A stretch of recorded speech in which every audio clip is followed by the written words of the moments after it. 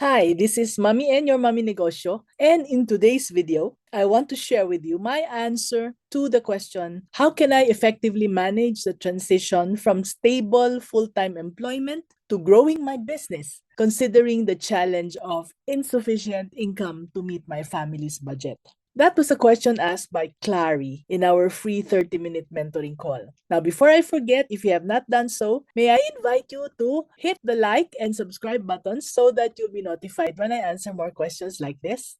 Okay? Okay, so let's now talk about how you can effectively manage a transition from stable full-time employment to growing your business, considering the challenge of insufficient income to meet your family's budget. Now, this was actually Clary's question. Do you have the same question as well? Alam nyo, I also had that dilemma when I was a lot younger. If you've heard my story, after my first baby turned 1 month old, my husband became unemployed and I had to be a breadwinner for a little bit of time. Then, I also had a teaching job. So, teacher po ako and habang lumalaki si baby, kumukulang napapansin ko na ang sweldo ko ganun pero ang needs namin palaki ng palaki. So, it was no longer enough for her needs. And at that point, tutoring naman was out of the question dahil parang 8 oras na nga ako nasa school tapos mag-tutor pa ako. Paano na yun? Wala na akong oras para sa baby ko. Alam nyo, basta first baby, sabik na sabik tayong makasama yung ating baby. At that time, kahit na I was shy and I did not have many friends, even when I never wanted to sell, ayaw na ayaw ko talagang magbenta. It must have been my maternal instinct na it really made me decide to get a sideline. Or in today's lingo, it's called the side hustle, di ba? So I asked my co-teachers in the then Ateneo de Zamboanga, bago siya naging university, tinanong ko yung aking mga co-teachers, sabi ko, anong gusto niyong ibenta ko sa inyo? Kasi kailangan ko ng extra income. And meron namang a handful of teachers na sabi nila, kailangan namin ito, kailangan namin ito. So I started to look for the things that they wanted me to sell. Wala po akong capital nun. Walang puhunan as in zero. I was living, kaming mag-asawa, we were living hand to mouth. But then, kahit na walang puhunan, sabi nga nila ay shamelessly, wala akong kahiya-hiya. Nagtanong-tanong ako sa mga relatives, nilapitan ko, mga friends, mga former classmates na meron ng mga tindahan. Tinanong ko sila, pwede ba silang magbenta sa akin on consignment? And most of them naman agreed. So, ang dami kong mga binenta na kung ano-ano. I sold rice, eggs, kung anong hiningin nila, small appliances. Sabi nila, oven toaster, Mommy N. Mir na ang tawag nila sa akin. So, oven toaster po, flat iron, yung plancha, at saka yung mga malilit na refrigerator, mga 5 cubic feet. I sold anything and everything that my co-employees needed. And dun sa pagkabenta ko, syempre meron akong kita, I only spent a small fraction of my profit para sa gatas lang ng baby. And the rest, I plowed it back to business to be able to grow it because I wanted to grow my business big enough para pwede na akong mag-resign so that I'll have a lot of time with my baby. Yun lang yung aking motivation. Now, I know that many things have changed since then, di ba? Dati, walang cable TV. At that time, walang internet. Can you imagine that? Wala pang cellphones noon. And now, it's much easier to start a business than during my time. Bearing that in mind, and knowing that high-tech or low-tech, some things never change, here are the 5 tips that I shared with Clary. Number 1, Clary, napaka-importante, is to plan and budget. I advise Clary to make a plan for her business growth and create a budget that includes her family's expenses. Tulad nung ginawa ko during that time when I was teaching. So that I could plan at what point ako magre-resign dahil meron na akong enough na kikitain. So the plan and the budgeting will really help Clary identify ideas where she can cut back and save money while her business is still growing. Secondly, sabi ko kay Clary, save money. So I told her, start saving money from your salary now to create a financial cushion para dun sa transition period. Merong transition period na biglang magre-resign tayo, tapos yung business ay hindi pa napakalakas, but then at the same time, hindi na talaga kaya kung hindi tayo mag-resign. That was the second thing. Kailangan nating ihanda yung sarili natin as we shift slowly from being an employee to a full-time business owner. It will be the most difficult phase in your life as your income still is fluctuating. Now, having some savings that's tucked away safely in the bank, that will help cover any gaps in your income until your business starts generating enough profit that will totally and consistently replace your salary income. Pangatlo, sabi ko kay Clary, seek out additional income sources. maghanap ka rin ng part-time or freelancing opportunities, which I did not do. But now looking back, if only I did this, it would have been easier. Look for part-time or freelancing opportunities that can provide you with extra income while you focus on growing your business. I am very amazed na maraming part-time work ngayon, maraming work from home, maraming freelancing. It is now a thing. I'm so amazed at that. During our time, wala po noon. Now, I know of bookkeepers having several clients instead of just working for one company 8 hours a day. Marami rin akong kilalang mga tao na they're doing sales calls for 2 different employers just working from home. Part-time, part-time. I've also met mothers working for only 4 hours a day. Meron pong mga nanay na nag-a-apply sa mga restaurants or sa mga fast foods dahil yung peak time ay lunch, so they are just there to serve for 4 hours habang yung mga anak nila ay nasa school. So that is already possible. So all these opportunities are in addition to other freelancing jobs that you can find dyan sa Upwork. Marami dyan. You can find a lot of freelancing opportunities.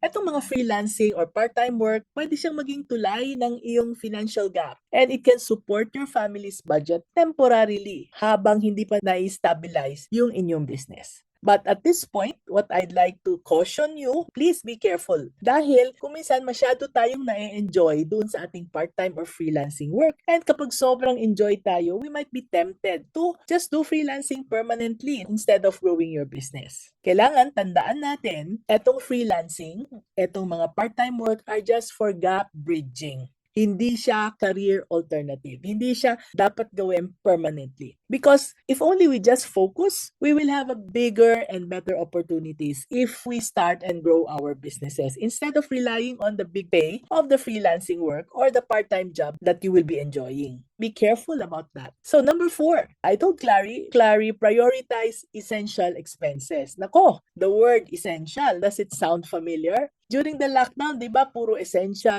dito, essential left, essential right. And we were confused really about what it meant because there were a lot of debates about it. But for this video, what we're talking about are the expenses which are necessary for our family's basic needs. Yan, basic ang word dyan. So basic needs, ano tong basic na yan? The basic food, 3 meals a day. Hindi na kailangan yung mga napaka-special na ulam. Hindi niya kasama yung mga eating out. Basic meals lang, 3 meals a day. Tapos yung food, shelter na yung basic roof over our heads and nothing fancy sa ating bahay. Temporarily lang naman yan. And clothing, again, the basic clothes that you need. Hindi yung mga stylish design na papalit-palit that change from month to month. Temporarily, we have to tighten our belts so that we will be able to sustain or to maintain yung ating financial situation. Kailangan naka-prioritize only the essential expenses. And whenever you are tempted to spend outside your budget, kung minsan meron ko talagang gustong-gusto, ang cute-cute naman ng damit na yon, no?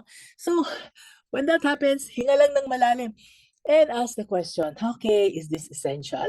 Know that this is temporary. So just tell yourself, it is temporary. Let's always cut back on non-essential expenses until our business is already more financially stable.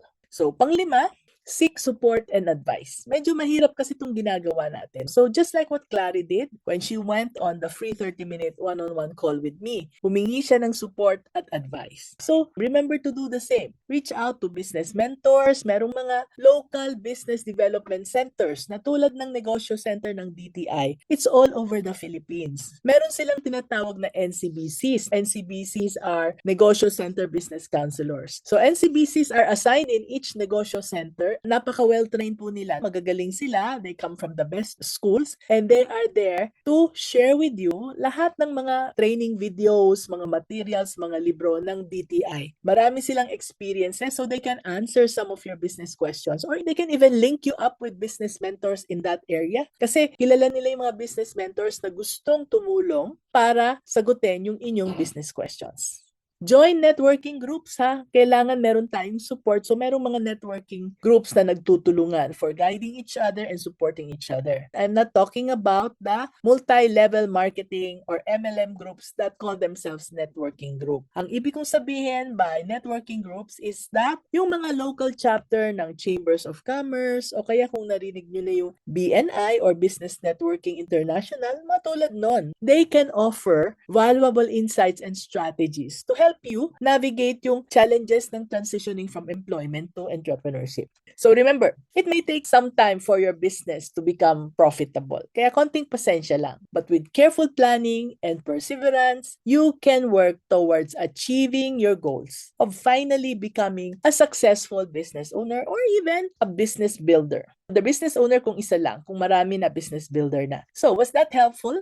So Clary actually asked this question in one of our sessions sa free one-on-one Zoom call namin on our Q&A Tuesday. So if you too have questions or if you're interested in learning how to grow your business by growing your people, growing your employees, please tell us in the comments below and we will get back to you. Or if you need free business mentoring, sign up to our Q&A Tuesdays then so you can get into a 30-minute Zoom call with me, which is totally free. So, until next time, this is Mommy N, your Mommy Negosyo, saying, be business-minded, Pinoy! Are you struggling to figure out what kind of business to start? Have you been changing your mind about different business ideas? I understand how frustrating and confusing it can be not knowing what business to start. It can make you feel stuck, unhappy, and unsure about which direction to take. But guess what?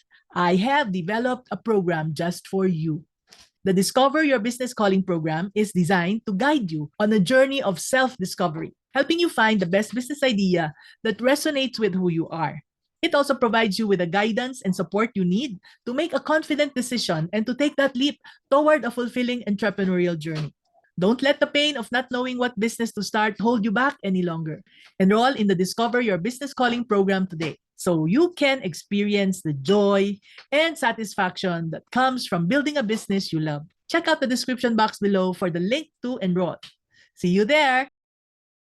If you haven't already, please subscribe to our channel. And when you do, it helps us reach more people and more business owners can learn from us. By subscribing, you're part of a big group that shares helpful information and supports each other. Thank you very much for your support and see you in the next video, okay?